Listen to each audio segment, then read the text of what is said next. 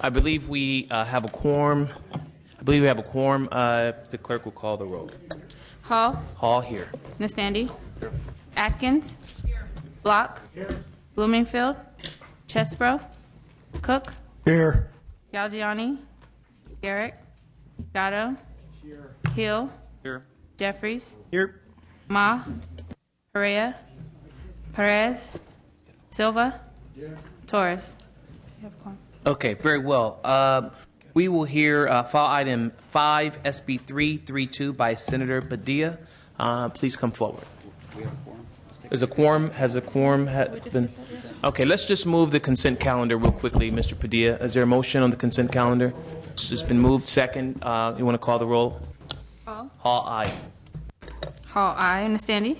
Aye. Nastandi, aye. Atkins. Aye. Atkins, aye. Block. Aye. Block, aye. Bloomingfield. Chesbro. Cook. Aye. Cook, aye. Galgiani. Garrett. Gatto. Gatto, aye. Hill. Aye. Hill, aye. Jeffries. Aye. Jeffries, aye. Ma. Perea. Perez. Silva. Silva, aye. Torres.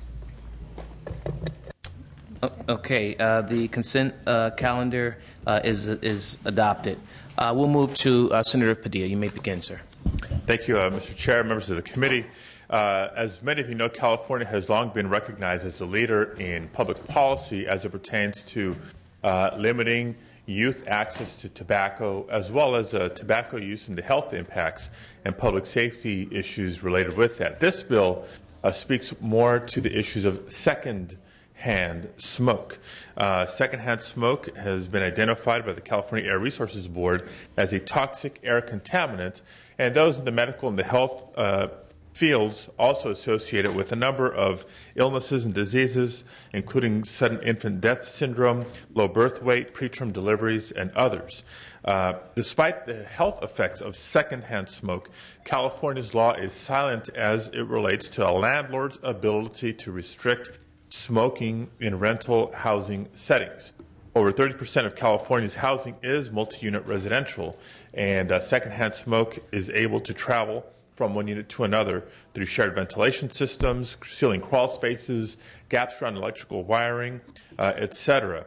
So this bill before you would simply authorize, not require, just allow a property owner or landlord to prohibit smoking of tobacco products on their rental property. This bill does not change or affect any other existing federal, state, or local requirement governing changes to the terms of a rental or lease agreement or rent control. With me here is Sean Tepakian on behalf of the California Apartment Association. Very well, Mr. Tepakian. Mr. Chair and members, Sean Tepakian on behalf of the California Apartment Association. Our members represent over 1 million apartment units in the state, and we are in strong support of SB 332. We want to thank the Senator for bringing the measure forward. Smoking is oftentimes a major source of conflict between tenants, with landlords getting caught in the middle. There is no specific language in the law that allows landlords to voluntarily designate their units smoke-free. This measure will give owners that clarity in the law and encourage them to designate their units smoke-free. We're requesting I vote. Thank you. Thank you. The bill's been moved and second. There's a second. Is there another witness, or you may begin? Jennifer Snyder on behalf of the American Diabetes Association in support of the bill. We think this will make persons with diabetes healthier and help those that might be at risk of diabetes from exposure to secondhand smoke. Thank you. Thank you. Other witnesses in support? Yes, Jamie Morgan on behalf of the American Heart and American Stroke Association in support. Very well. Thank you. Other witnesses in support? Brian Spencer from the California Medical Association in support of the measure. Thank you. Any other witnesses in support? Michael Radigan on behalf of the Board of Supervisors, Santa Clara County, in support. Very well, thank you. Any other witnesses in support? Any witnesses in opposition? Any comments from the members? Yes. Just want to state my support for the bill. I think as property owners have the right to prevent damage to their property, and I think smoking indoors in someone else's property causes damage. I can tell you firsthand that landlords end up having to change out the curtains, the carpeting, repaint the entire unit when you make that transition. And if a landlord deems it necessary, I think they should be able to do this, and I support your bill. Thank you very much. Very well. Any other members with comments? I want to congratulate you, Senator, for this bill. I think it's a healthy bill.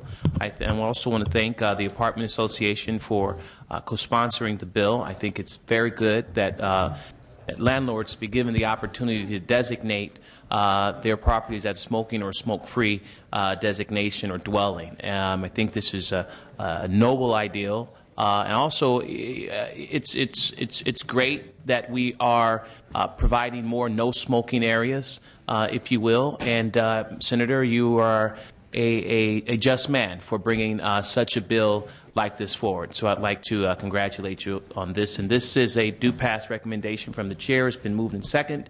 Will you please call the roll? Hall. Hall, aye. Hall, aye. Nastandi.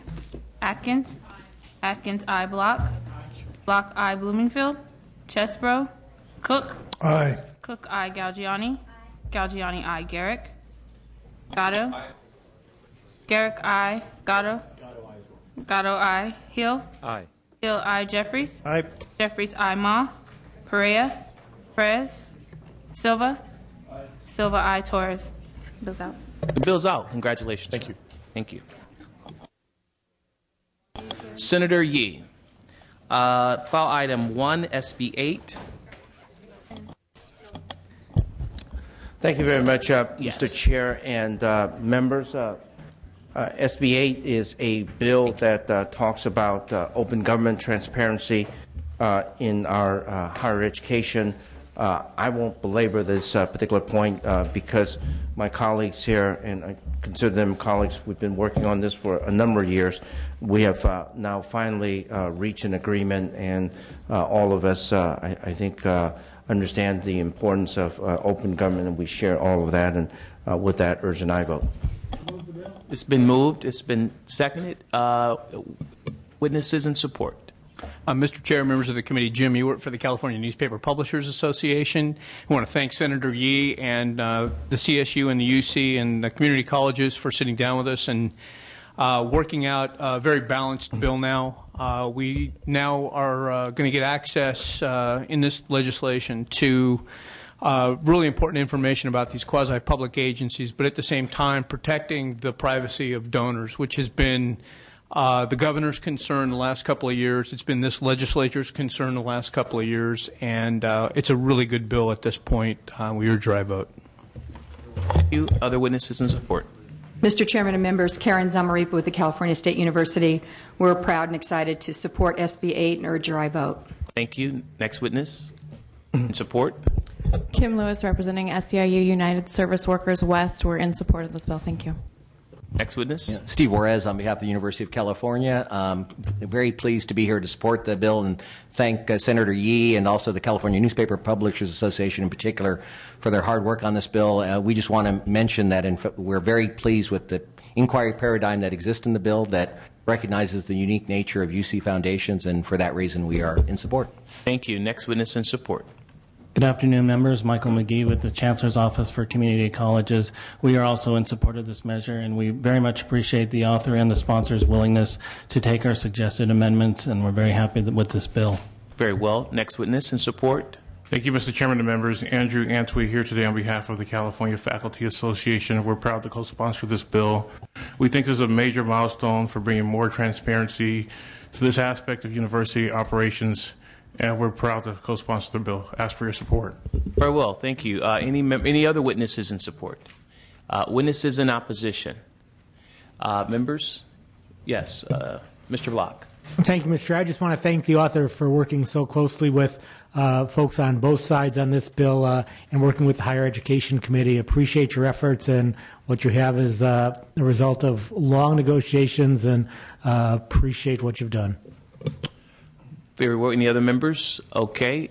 Senator, would you like to close? Thank you very much. Let me take my opportunity to close by thanking the three representatives, the community college, the UC, and the CSU for their assistance on this particular bill. If I, during the course of this particular bill, in my histories of the past, have suggested that the different institutions would condone any bad behavior. I apologize for that. It was never my intention. I think all of us really want the very, very best for our university, and I think that the way in which the different representatives have handled themselves in a professional way, I want to say thank you very much, and thank my sponsor, Jim Hewitt, for all of his great work on this particular matter. So with that, urge an aye vote. Thank you. It's been properly moved and seconded. Will you please call the roll? Hall. Hall, aye. Ms. Standy.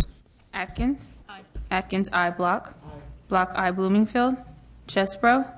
Cook. Aye. Cook, aye. Galgiani. Galgiani, aye. Garrick. Aye. Garrick, aye. Gatto. Gatto, aye. Hill. Aye. Hill, aye. Jeffries. Aye. Jeffries, aye. Ma. Perea. Perez. Silva. Silva, aye. Torres. Bill's out. Okay, congratulations. That's bills out. Would you like to take up file item 10? Aye, Kathleen. SCA 7.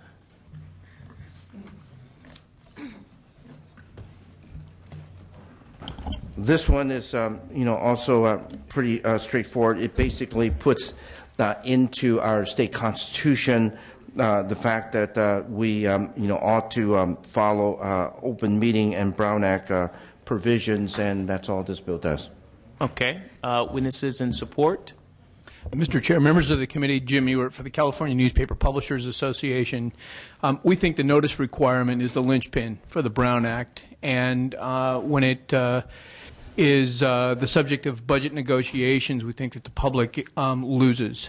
This bill simply puts it into the Constitution with Article 1, Section 3, added by this legislature in Prop 59, that seals the deal, that essentially says that the Brown Act is going to implement the constitutional right of access to these meetings, and we urge an aye vote. Very well. Witnesses in opposition?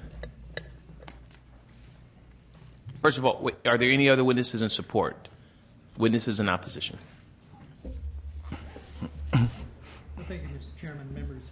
John McKibben on behalf of the California Association of Clerks and Election Officials, reluctantly in opposition to this bill.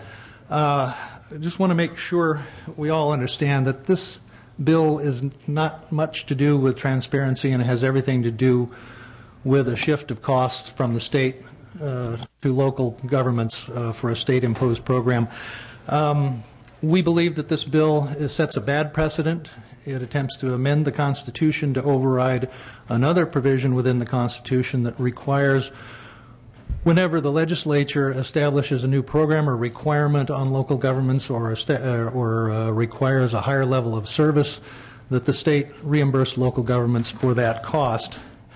This sets a bad precedent by overriding that, and if they're successful with this bill, what currently mandated service that the locals are providing is going to be overridden by another constitutional amendment and another. Looking at the total cost, the LAO has estimated that the total cost statewide for reimbursing local governments for the open meeting law is about $20 million. Not a whole lot of money in the context of the state budget, but when you get down to the local level, and our association represents clerks of the Board of Supervisors in the 58 counties, typically the clerk's office is a rather small, typically poorly funded office. It doesn't have a whole lot of wiggle room when it comes to funding. With the elimination of this, the clerk is going to have a tough time continuing to meet the mandate without that additional revenue. Examples include places like Kern County, where the reimbursement under Prop 90 is covering a considerable portion of 2 positions in the clerk's office to keep doing what they're required to do. In Imperial County, the clerk of the board down there, over a period of several years, has managed to save enough money out of the reimbursement that she receives for posting notices and providing information relating to the meetings to upgrade her hardware and software so she can automate the agenda and increase transparency and post supporting documents that are tied to the agenda to the county's website. That would not happen were it not for this reimbursement. over time, the voters have weighed in twice on this issue. In 1979, when Article 13B, Section 6 was added, requiring the reimbursement. They weighed in again in 2004 when that section was amended. The voters have made it clear they want the state to reimburse locals when the legislature imposes a new requirement on local governments. We believe that this is a cynical attempt to circumvent that by amending the Constitution. We urge your no vote. Thank you. Any other witnesses in opposition? Members? Move the measure. It's been moved, properly seconded. Call the roll. Oh, you're seconding, or you want to have a comment? Please, go right ahead. Pick which one would you like? As a principal co-author. Well, in that case, you may speak, sir. I take exception to the testimony that this is a cynical attempt in any manner. I think it was an oversight. I'd like to have seen this in the Constitution many, many, many years ago. This is the public's right to know. And my only regret is the legislature doesn't have to comply with this. And so that makes us somewhat hypocritical today, but that doesn't mean that this shouldn't happen at the local level. And when we see efforts where we're in challenging budget times and we start talking about suspending, having local government inform the public about what their meetings are going to consist of, what they're going to vote on, when we start having those conversations, only the public suffers. And I think moving this into the Constitution is the right path, and I applaud what you're doing on this.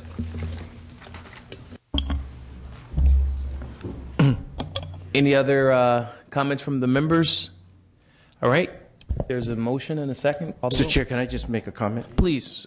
Let me just thank Assemblymember Jeffries for his comments, and I think what he said is exactly what we have always tried to say about open government, transparency, and so on. It is really a nonpartisan issue.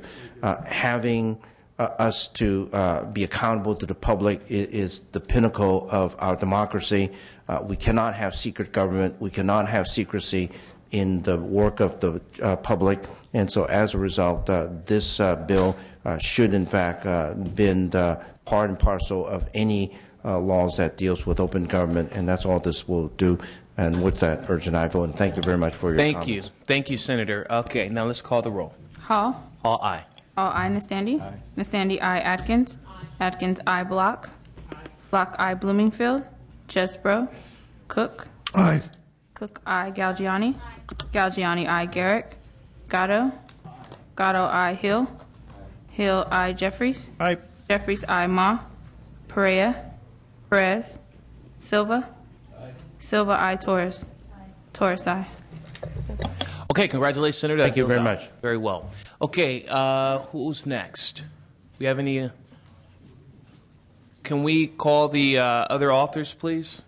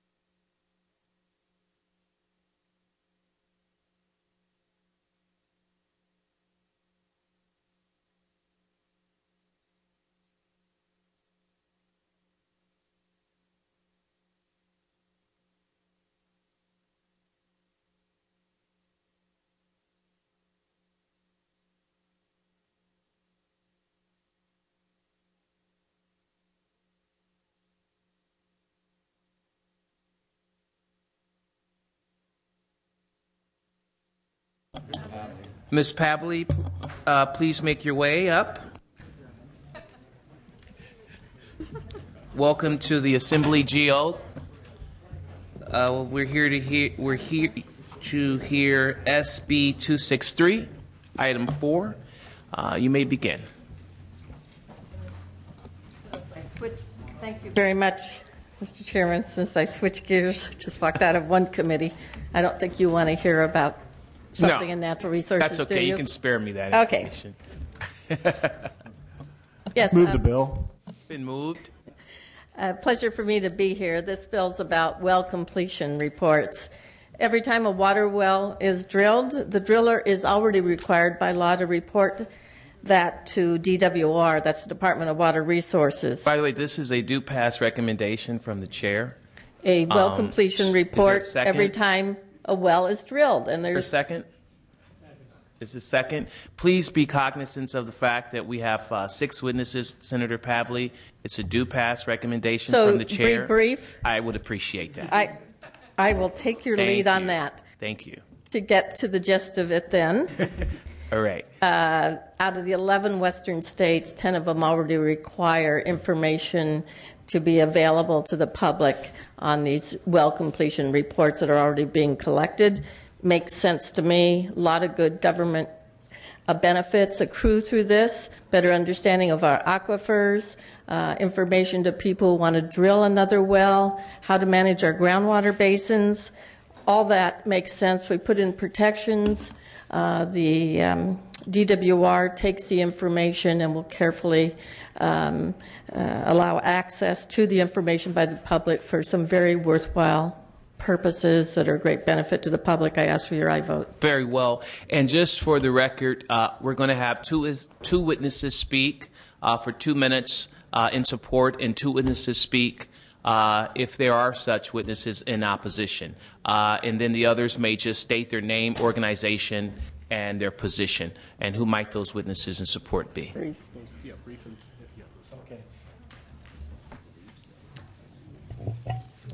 Hi, my name's Tim Parker, and it's a pleasure for me to be here. I'm a director with the Groundwater Resource Association of California and chair the legislative committee. And GRA is a nonprofit organization of 1,200 groundwater professionals. GRA strongly supports SB 263 to make well completion reports publicly available. And our letter of support outlines a number of reasons to make this information publicly available, not the least of which is what Senator Pavley already pointed out, that all the western states do this. This bill does not propose something out of the ordinary. And these well logs have been publicly available for a number of years in all these states. And the sky has not fallen because of that. There have been no incidents. Well location information on the wells is generally very rough and typically within a quarter section, and much better well location is already in the public record.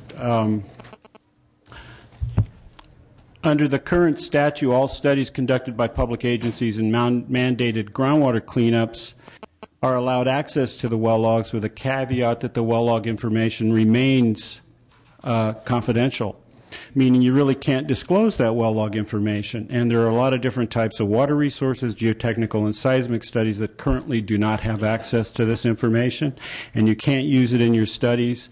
So it's very important that groundwater professionals have access to the well log information. Additionally, private landowners do not have access. And I just want to point out an example in Nevada. The Nevada state actually recommends as a private landowner that you look at your well logs in your area. You get access to them so you get an idea of how deep your well has to go and how well it will supply. So one more point briefly is that making this well log information public availability will bring with it a renewed openness and responsibility of the drilling industry and groundwater professionals to all do a better job of collecting and interpreting important subsurface hydrogeologic information critical to having an improved understanding of our groundwater reservoirs for which we are relying on more and more year by year. So in closing, I'll just ask for your support on this. Thank you very much. Thank you for your testimony. Next witness in support. Good afternoon. My name is Debbie Davis. I'm with the Environmental Justice Coalition for Water. We're a coalition of more than 70 community-based and nonprofit organizations working around the state to achieve water justice in California. We believe that AB 263 is going to be good for 3 reasons. One, it will provide local and state governments and agencies with information to do a better job of managing our limited water resources in the state. It will save money because it provides information that right now individuals and agencies are paying to locate. For instance, in communities that we work with that don't have access to safe drinking water, there's a state program that provides them with grant funding to be able to drill test wells, basically to get the same information that could otherwise be provided at a much lower cost. And for those communities that are disadvantaged, this can mean the difference between having the information they need to access safe drinking water or not. And so it leaves some communities entirely without access. We believe that the information should be available widely because some of those communities don't have access to experts who would potentially be eligible under one of the proposed amendments by the opposition. We actually think that communities that have community advocates that can access that information and use it should be able to do so, and that will be the most just solution in the long run. So we urge your aye vote on this bill. Thank you. Thank you. Just state your name, organization, and your position. Chair members, Matt Gannon here on behalf of Sonoma County Water Agency and the Nature Conservancy in support. Thank you. Next witness in support. Mr. Chair, Casey Shemke with the Department of Water Resources. We are actually here to provide any technical assistance if there are questions following the testimony. Thank you for being present. Next witness in support. He's with him. Very well. Next witness. Jordan Gomez, Planning and Conservation League, in support. Thank you. Next witness in support. Thank you, Mr. Chairman. Members, Ron Davis on behalf of the Alameda County Water District in support. Thank you. Okay. Witnesses in opposition, please come forward.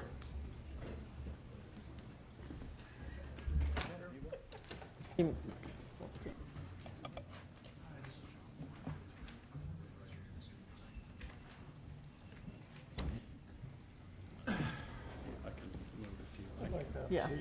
Yeah. Okay, so we'll have 2 witnesses in opposition, 2 minutes. All other witnesses in opposition may state your name, your organization, and your position for the record. Mr. Chairman, members of the committee, my name is Justin Scarb with California Water Service Company. We provide safe, reliable water utility service to over 1.7 million Californians and to about 600,000 of the committee members' constituents. We currently have an oppose unless amended position on this legislation. We propose that it be amended to limit the release of this information to geologists, hydrologists, engineers, etc. It is these individuals, not members of the general public, that have the ability to put this information to beneficial use.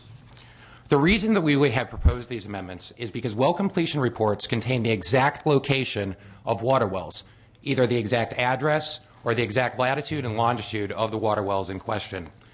The wholesale public release of this critical security information would be uniquely beneficial to those with desires to contaminate or destroy the state's public water systems. Far from being an unfounded fear, our position is identical to that of the Federal Bureau of Investigation, the California Department of Public Health, and the United States Environmental Protection Agency, all of whom have adopted policies or recommendations against the public release of this critical security information. Contrary to the assertion that the public release of this information or the non-disclosure of this information to the public serves no public benefit, the Department of Public Health has stated that the release of this information would unquestionably, uniquely aid terrorists plotting to destroy or contaminate drinking water. The proponents of the bill have dismissed these concerns largely because they're able to find some well completion report information on the internet. Though it is accurate that some locational information regarding water wells can be found on the internet if one looks hard enough, it is simply misleading to state that this is the same information that would be available under SB 263. Whereas one can find maps with the approximate location Take about 10 seconds. Of some of the state's water wells, SB 263 would allow for the release of the exact location of every water well in the state, and in the process provide a virtual roadmap to carry out an attack on the state's water infrastructure. Thank you, members of the committee. Thank you for your testimony. Next witness in opposition, 2 minutes. Mr. Chairman, members, Bob Reeb with Reeb Government Relations on behalf of Desert Water Agency. This is a picture of a lock protecting a reservoir down in Palm Springs. It's on the business end of a 308 Winchester. This happened last year. This is the type of things that we're concerned about. You don't have to look at contaminating a groundwater well, which would be possibly extremely difficult to do, but the electrical panels on these wells could be destroyed. And if you do that at the exact location of the 4 or 5 drinking water wells that serve the city of Palm Springs, you not only eliminate drinking water, you eliminate water to flush toilets, and you eliminate the water supply that the fire department relies upon to put out fires. It is a serious threat, one that's recognized by the Department of Homeland Security. Current California law after 9/11 allows us to maintain confidentiality for our vulnerability assessments. These are assessments of our drinking water systems that are completed and provided to the federal government in order to protect drinking water infrastructure from terrorist threat. These will still be confidential, but now we have this essential, important component of most of those vulnerability assessments that will be available to the public. Anybody that comes up to the counter at the Department of Water Resources, without question, will have access to that information. We've offered amendments to the author's staff and the author over the last couple of months to narrow the bill so that only registered professionals in California that may need it to do these public research studies have access to it. And with those amendments, the Desert Water Agency would remove its opposition. Thank you. Okay, thank you. Next witness, your name, organization, and your position for the record. My name is Pete Conatee. Your organization and your position for the record. My organization is the California Groundwater Association, the people who drill the wells. Your position. We are opposed to this measure. Very well. Next person in opposition. Thank you. Thank you, Mr. Chair. Meg Katzenbrown, representing the California Water Association in opposition and the Central Basin Water Association in opposition. Thank you, ma'am. Next. Christian Foy on behalf of the Long Beach Water Department in opposition. Thank you. Mr. Chairman, George Dunn, representing Coachella Valley Water District in opposition unless amended. Thank you, sir. Anthony Gonsalves, representing the City of Lakewood and the San Gabriel Valley Water Association in opposition. Thank you, sir. Any other witnesses in opposition? And if the chairman would allow, Vern Gehring, I'd like to register a late support position. I wasn't able to get here in time on behalf of Food and Water Watch, a national consumer interest organization. Thank supporting. you. If you'd allow me to tell you, I like your hat, sir. Very nice hat. Any comments from the members? Mr. Perea. And then Mr. Nastandi. Yeah, just a quick question. Just would like to ask the author or maybe some of the sponsors to respond to the opposition that the FBI and U.S. EPA have adopted policies or recommendations that would be contrary to what we're trying to do. If we were to move forward with this bill, would there be intervention from the federal government to stop us in doing what we're looking to do? I've had my staff carefully look at that. We don't see intervention possibilities at all. In fact, under the Homeland Security Act, they define critical infrastructure in the Act as information not customarily in the public domain and related to the security of critical infrastructure.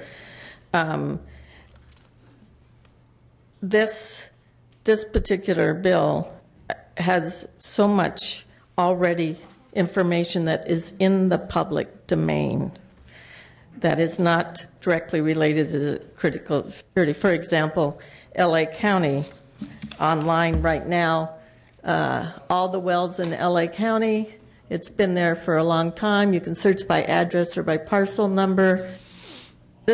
There's information from Lakewood. I have a map of Tracy's wells where you can find them there. City of Lakewood has to do CEQA documents. EPA Superfund maps show wells. 11 other western states show the location of the wells. These are all, in fact, customary in the public domain, so it doesn't fall into that. So that was going to be my threshold. second question. The way I read this is that currently in CEQA documents, it shows the location of wells. Is that correct? Correct. Okay, great. Thank you very much. Thank you, Mr. Chair. Thank you. Mr. Nastende. Thank you. Just following along the same line of questioning, so was there no credence to Judge Connolly's decision then in rejecting the request to have these wells made public? I'm just curious that it seems there's at least some arguments that you should keep these secret, and there is a concern about security issues. And it just seems as if we're dismissing those out of hand. Is that in fact the case? There's no validity to those concerns? The public records information was not directly relevant to that particular case. Does DWR have any information on that particular case? I can go back, or I can have my staff respond to that if that's acceptable to you on that particular case that you're referring to. Sure. Oh, you guys were not prepared to discuss? I mean, I thought that was a pretty big decision that this legislation was based on. Yeah. Was it not? If I might, Dennis O'Connor with the Senate Natural Resources and Water Committee. The case that you're referring to, it was not entered into evidence the fact that the locations of many wells are already a part of the public record, so it was not a part of the deliberation that the court considered in weighing the benefits pro and con on releasing the information.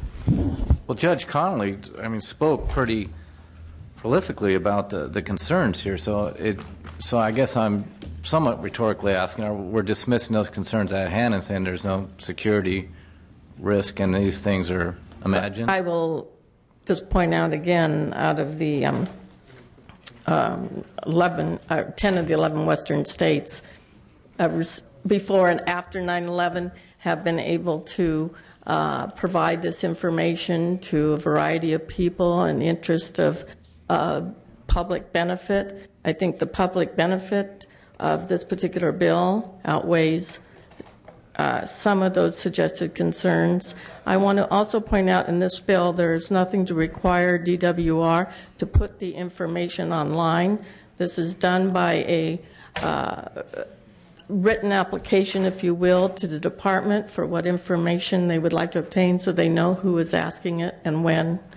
And if I may ask, Mr. Chair, if opposition, because she makes a good point, if 11 out of 12 states are doing it, is there a concern? Does the opposition have some stated factual concern here that this is a threat?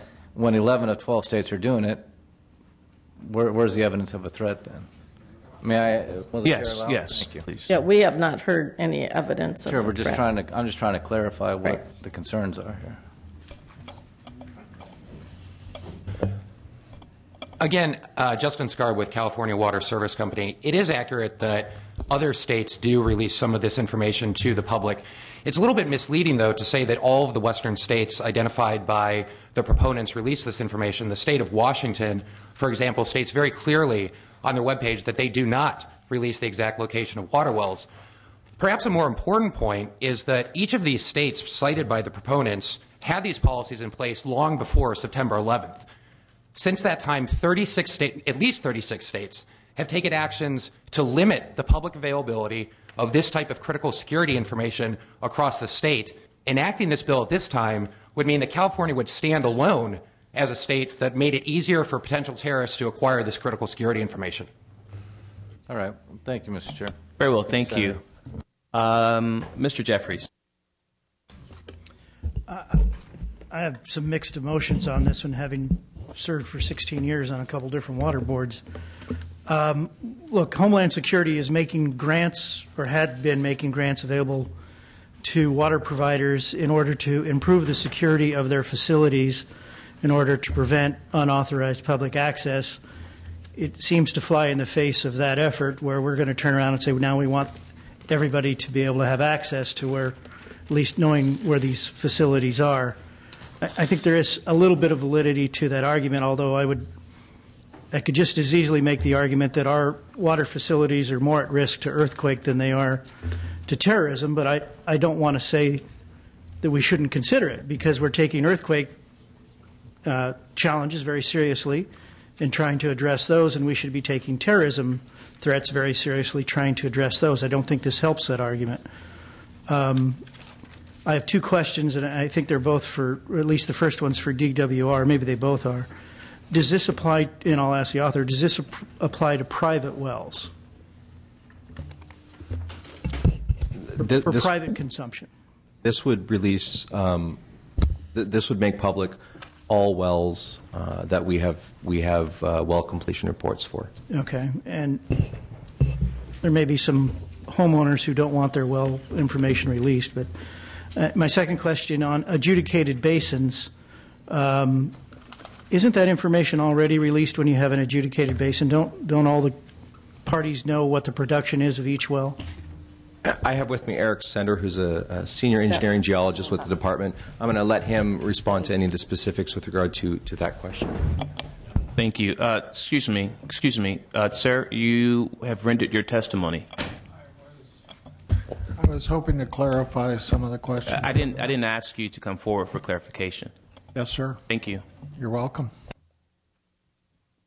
You may continue. I don't have a specific answer to exact information about the availability of information in adjudicated basins, but the production, in those cases, the production of each well is known so that the water master can manage water supplies in the basin, water withdrawals. I do have a map that I could, who am I speaking to? Mr. Jeffrey, sorry, that I could share with you. This is an adjudicated basin in the San Gabriel Basin area that shows where all the wells are and identified as part of the record. Yeah, and I guess the point I want to make is that if it's an adjudicated basin, my understanding is those records are pretty public. And if gaining access to everybody's well production is important for the public good, that's generally done through an adjudicated basin process to manage the groundwater production and preventing overdraft. If we don't have an adjudicated basin, then we technically probably don't have groundwater management issues going on, so why does the public need to know? If you're shaking your head, that the public needs to know even if we don't have groundwater management problems? Well, there's about, 515 groundwater basins and about 21 adjudicated basins. And there's approximately 150 groundwater management planning and programs out there.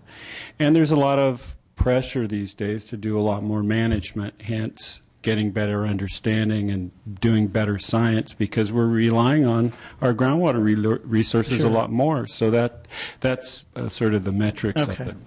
I appreciate that. I guess my closing statement on this is you have well production facilities that have large chlorine facilities on site with them. These large chlorine or chloramine facilities, these can be serious health hazards if not handled properly. This goes back to the terrorism, homeland security issues. By having all of these facilities identified, by virtue of identifying the well sites and having huge stockpiles of chlorine on site in their containers, there may be some validity that the author, I think, should consider in allowing a local government entity to opt out when they have some chemicals on site that shouldn't be part of a disclosure of a particular location. That's not to say I'm downplaying the other parts of the homeland security, but I think there are some really valid points to protecting those sites that do have chemicals that should otherwise be off the radar. So I appreciate your consideration of that. Mr. Block, then Mrs. Torres. Mr. Block. Thank you, Mr. Chairman. I've got to say the testimony by the opponents about security and public safety concern is compelling, but the people who testified didn't represent public safety agencies, didn't represent the FBI, Homeland Security, PORAC, even the Sacramento PD. I would assume if there were substantial security concerns, someone would have been here to tell us that, who's charged with the security of our country. So seeing as how they're not here, I have to give those concerns much less weight, and I will support this measure. Thank you, Mr. Block. Mrs. Torres.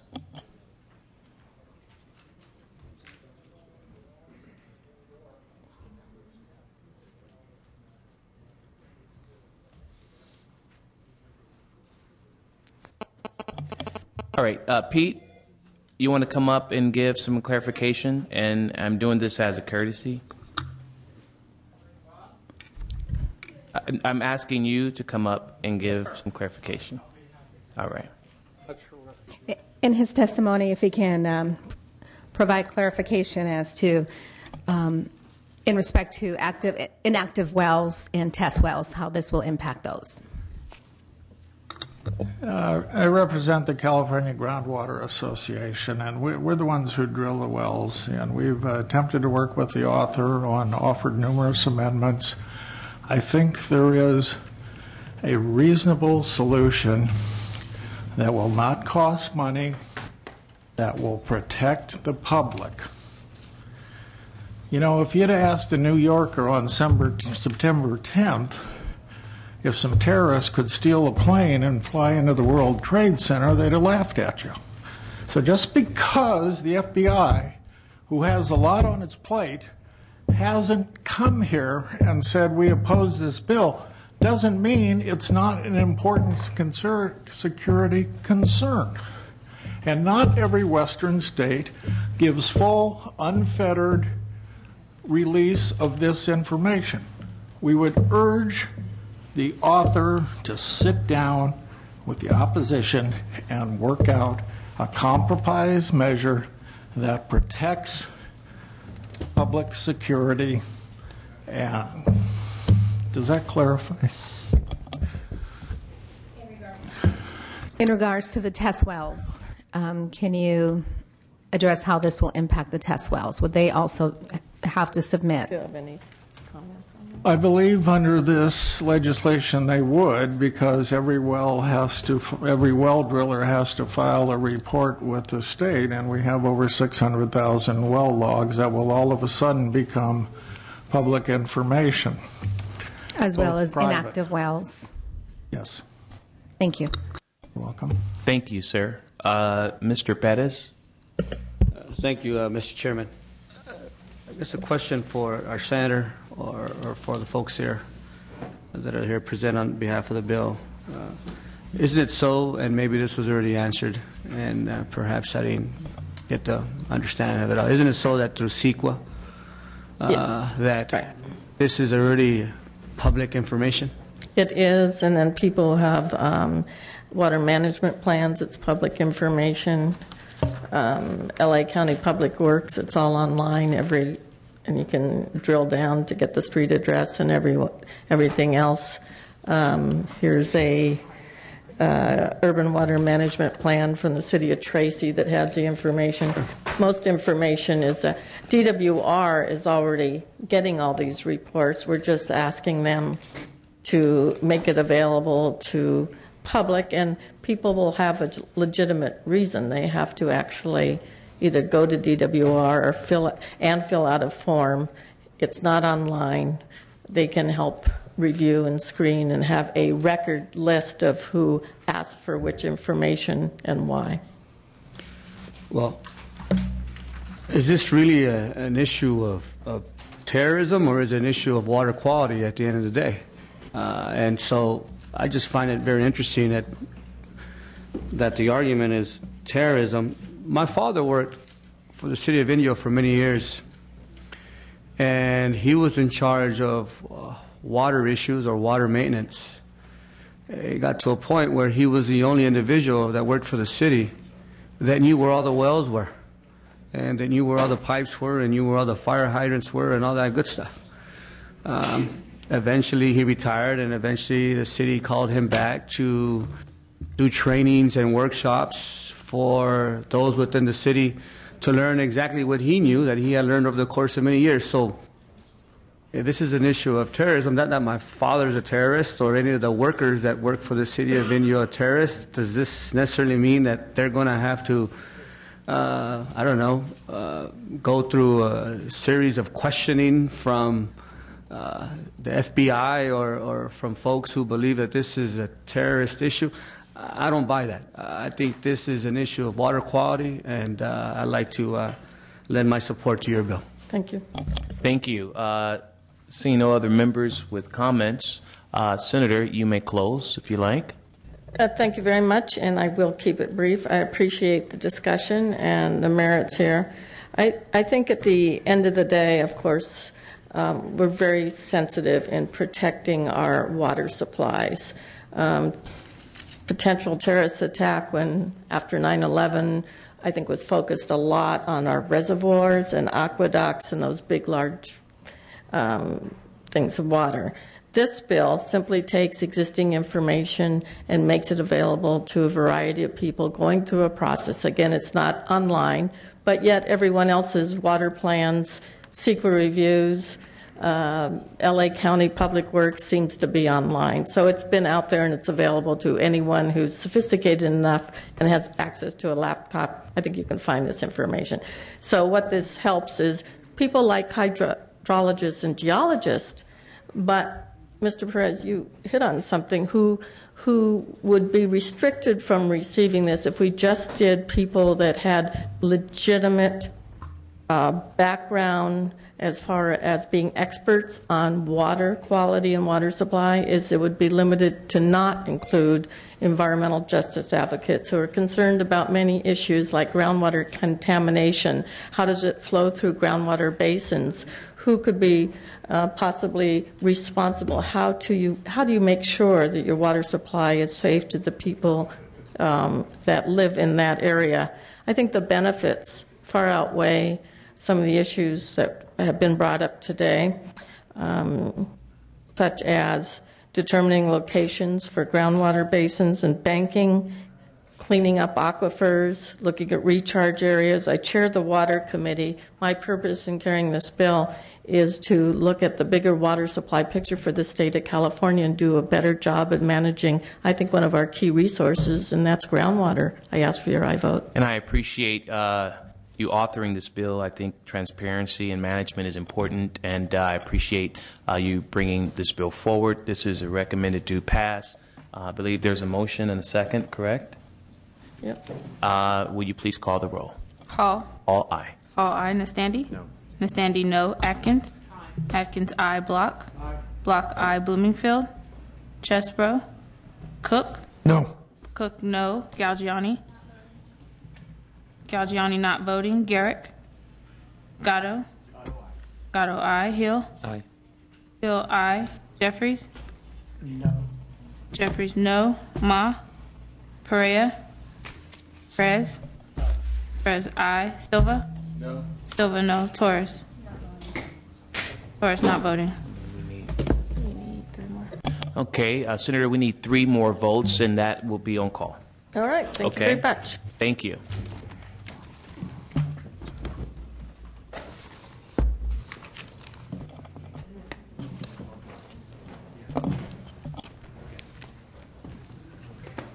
I did see Ms. Liu, Senator Liu. Did she leave?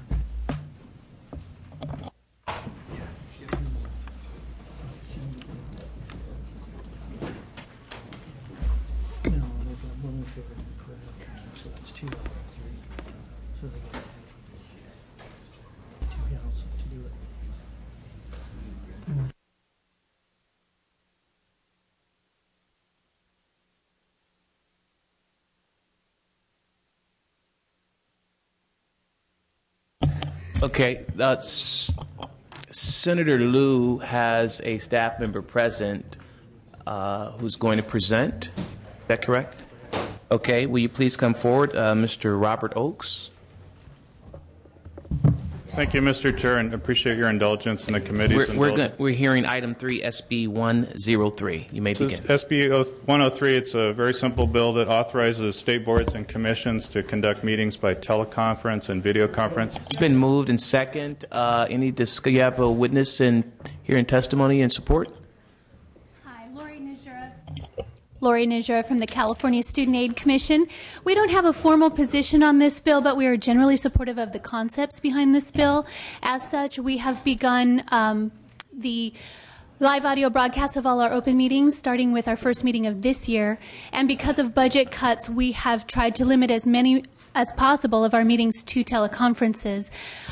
We do have one outstanding concern that we are working with the author on, and we do thank her for allowing in the bill for the opportunity to have face-to-face meetings if the subject matter so it would be better to discuss these particular matters face-to-face rather than through the telephone. So I hope to be able to come back by the next committee with a full support position. Thank you. Any other witnesses in support? Yes, Mr. Chairman and members of the committee, Paula Treat on behalf of the Pechanga Band of Luiseno Mission Indians, and we support this bill. We have problems with the Native American Heritage Commission where we can't get a quorum. We can't get a quorum, we can't get a decision. So this is a very good bill. Thank you so much. Yes, before I do that, any other witnesses in support? Any other witnesses in opposition? Mr. Gatto. I just want to quickly bemoan the tradition of giving staff grief when they come in and testify in front of us. I'm kind of disappointed that there's no ribbing today, but that's fine. I think it's due to the great testimony of Paula Treat. So thank you very much. I appreciate the comments. It's my 12th year here, and I've presented twice, so can't rub it in. It's bipartisan bill, has support on both sides. Bipartisan vote so far, support on both sides. They always say bills are bipartisan, sir. You need to talk to your senator. Okay? All right. I got you. I got that for you, Mr. Gatto. We stick together. See no further discussion. Call the roll. Hall. Hall, aye. Hall, aye. Nastandi. Aye. Nastandi, aye. Atkins. Aye. Atkins, aye. Block. Block, aye. Bloomingfield. Chesbro. Cook. Aye. Cook, aye. Galgiani. Garrett. Gatto. Gatto, aye. Hill. Aye. Hill, aye. Jeffries. Aye. Jeffries, aye. Ma. Perea. Perez. Perez, aye. Silva. Torres. Torres, aye. Very well. That bill is out. Congratulations, Senator. My pleasure. Okay.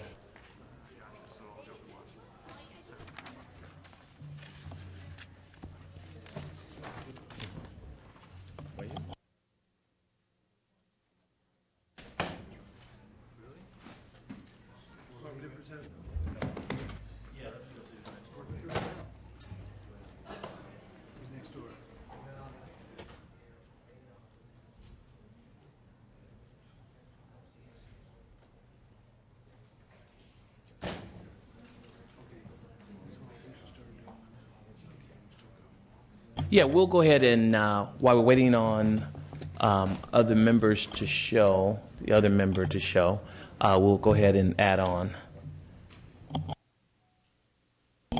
We'll open the roll on.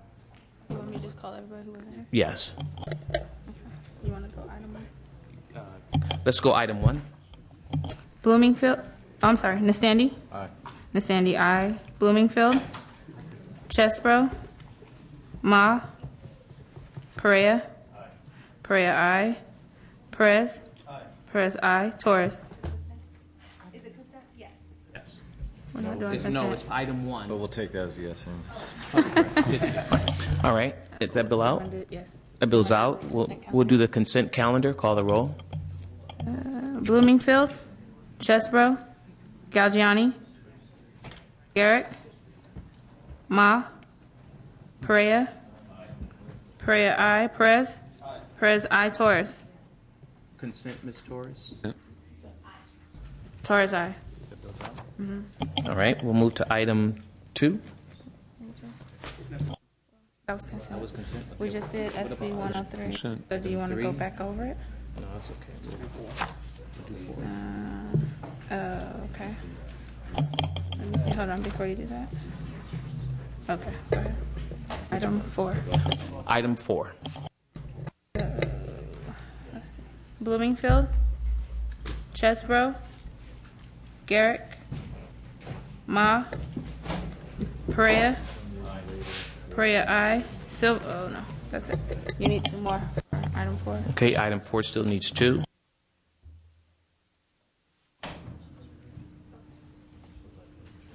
You're such an important man, Mr. Gatto. I'm so impressed with that letterhead at the top. Item 5. Nastandi? Standing new. On item 5? Item Mhm. Oh, no, I'm sorry. Yes. Yes. Yes. Nastendi, aye. Bloomingfield. Chesbro. Ma. Perea. Perea, aye. Perez. Item 5. Perez, aye. Torres.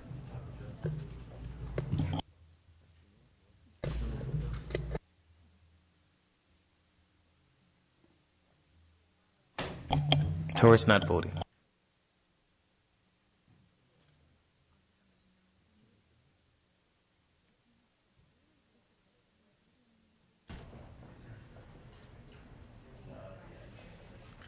Okay, we're going to do item 10. Item 10. Bloomingfield. Chesbro. Garrett. Ma. Perea. Perea, aye. Perez. Perez, aye. Perez, aye. Step.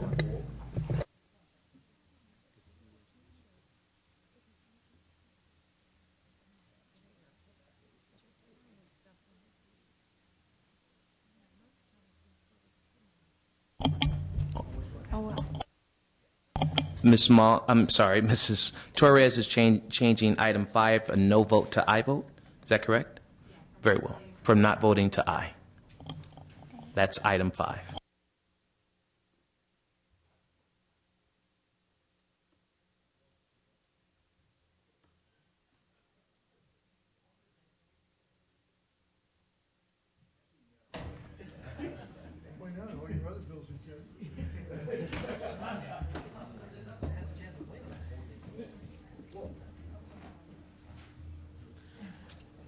Marty, what are you going to the disown me bill? I don't know for sure what the amendment. Yeah, I do. I talked to him earlier today. He wants to gut the, or he wants. I talked to Izzy because I'm the principal co-author of that thing. I didn't know they gave He you said,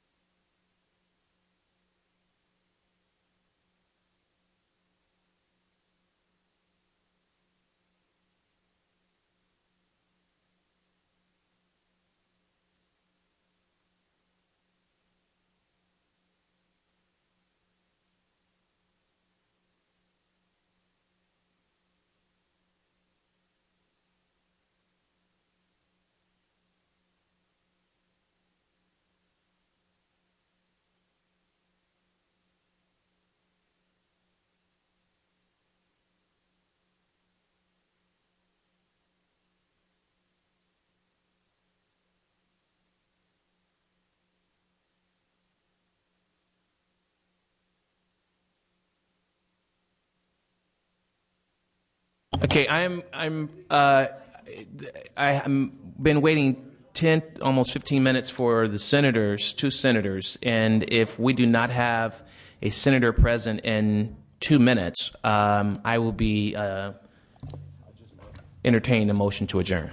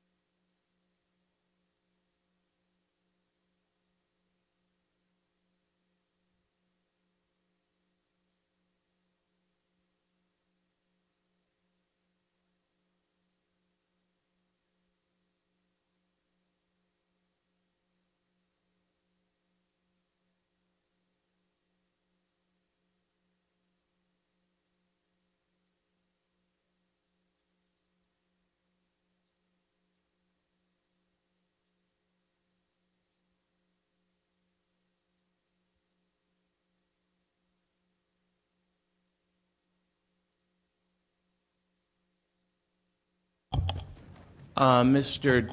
Desagnier? I don't like that either.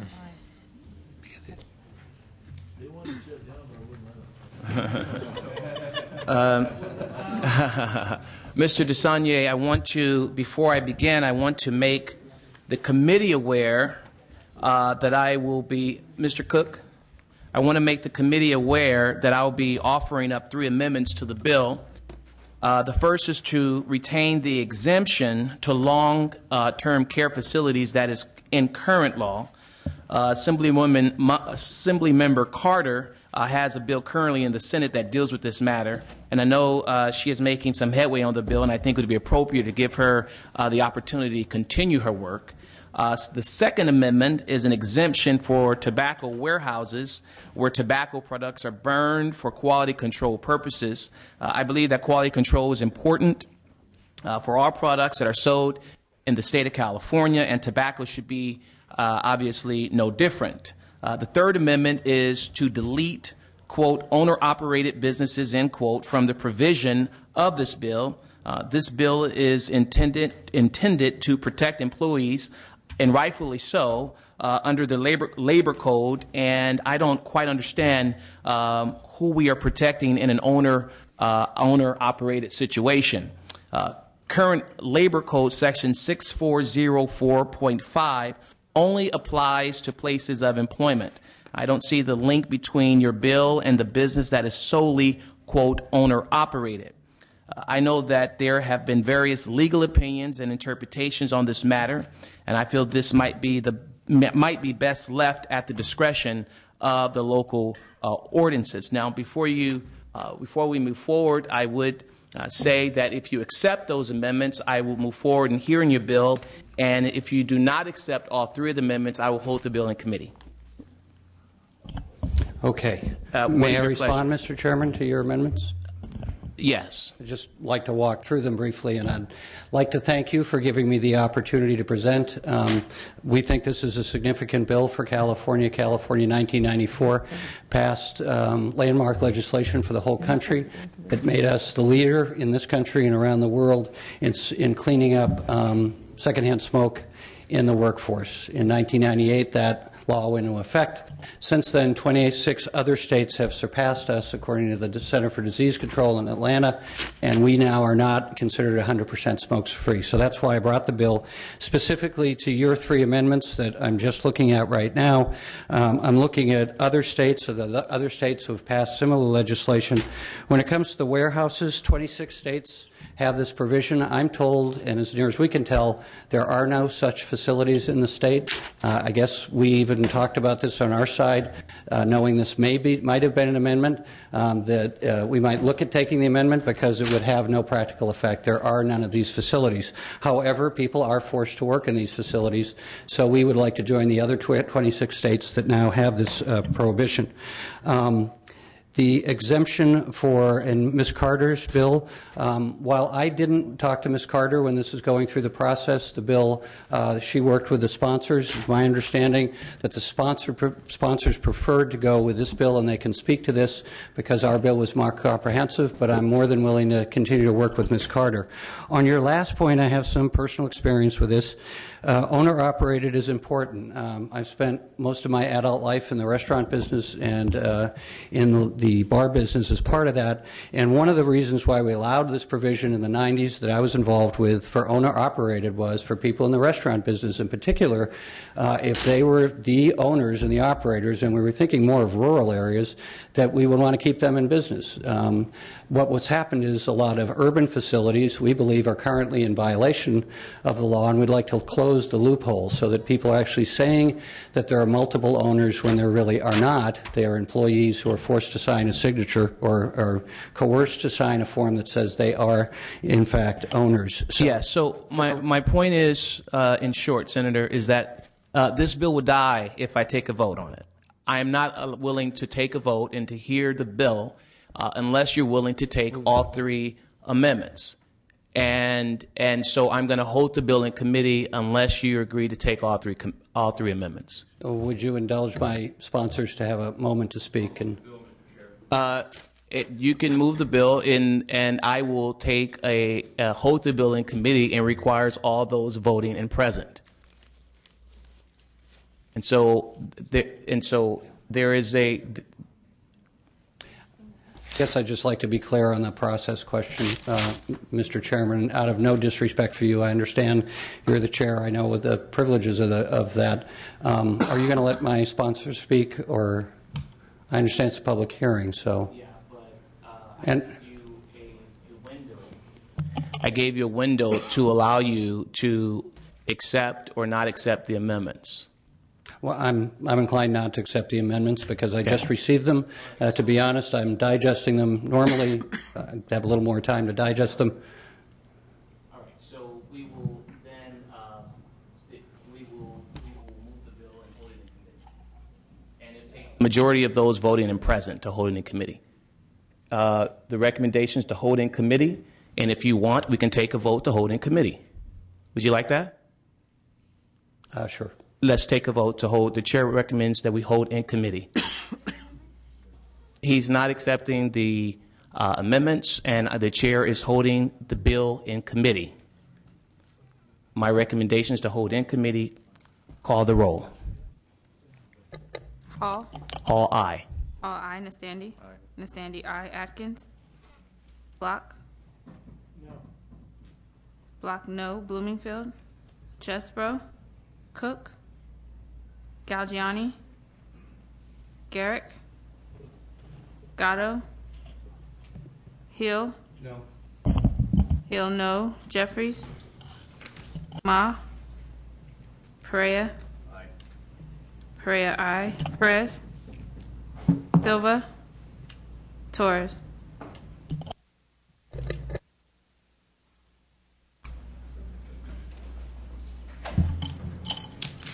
All right. The bill is held in committee. Thank you. Okay, we'll continue to work with you in the second year of the session. Thank you. Record SB 634 will be held in committee. 6340, Wolcott's held in committee. I'm not sure what.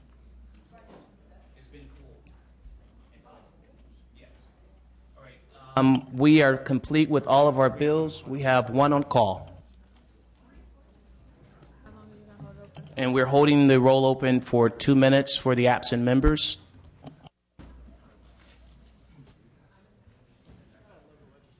I think so. I'm not sure.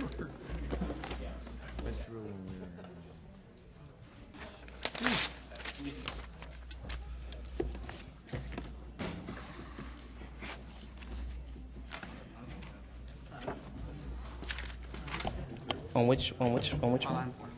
Fall item 4. We need, yes, Ms. Pavley is a due pass recommendation from Ms. Pavley. Call the roll, the absent members. I don't think you voted on that. Bloomingfield, Chesbro, Ma, and Ms. Torres, I had you down for not voting. Torres, aye.